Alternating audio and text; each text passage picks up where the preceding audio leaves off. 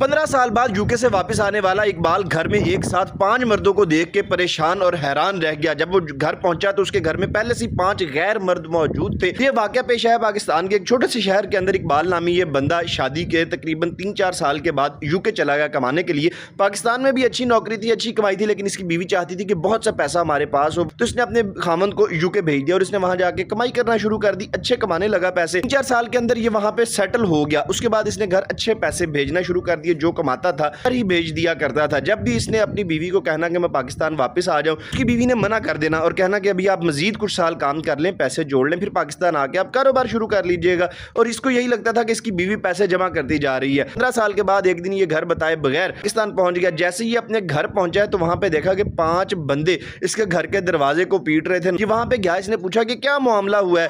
उन लोगों ने इसको कहानी बताना शुरू की। जैसे जैसे ये सुनता गया इसका तो दिमाग ही मऊफ हो गया। हुआ कुछ यूं था कि इसकी बीवी का जो भाई था यानी इसका साला, उसने लोगों को मुख्तलिफ तरह की स्कीमों में लगाया हुआ था कि आप मेरे पास पैसा इन्वेस्ट करें, फलां कारोबार करेंगे और उससे फिर हमें मुनाफा आएगा। तो इस तरीके से वो इनसे पैसे ले चुका था और खा चुका था, गायब हो गया था। और इस सारे मामले के अंदर इसकी बीवी भी शामिल थी अपने भाई के साथ मिलकर। और अब ये लोग वहां पे उनसे वो पैसा सारा वसूल करने आए हुए थे। इसने अपनी बीवी से पूछा, उसकी बीवी ने बताया जी सारे पैसे इकट्ठे करके मेरा भाई कहीं गायब हो गया, फरार हो गया, मुझे नहीं पता कहां पे है। लोग जिन्होंने पैसे इन्वेस्ट किए थे वो अब इनके घर के बाहर बैठे हुए थे, वो पुलिस बुलाने और बेइज्जत करने पे तुले हुए थे। तो इस बंदे ने पूछा कि कितने रुपए आपके हमने देने हैं। ये रकम जब जमा की गई तो वो तकरीबन 30 करोड़ रुपए बनी। इसकी सारी जमा पूंजी जो इसने थोड़े थोड़े भी यूके में बचाए थे वो तकरीबन 10 करोड़ रुपए थे। इसने वो भी उनको दे दिए। घर भी बेचना पड़ गया क्योंकि बीवी ने तो 1 रुपया बचा के नहीं रखा था, उसने भी सारा कुछ भाई के हवाले ही किया हुआ था। यहाँ पे आपने बताना है गलती इस खातून की थी या उसके भाई की थी या इस बंदे की थी।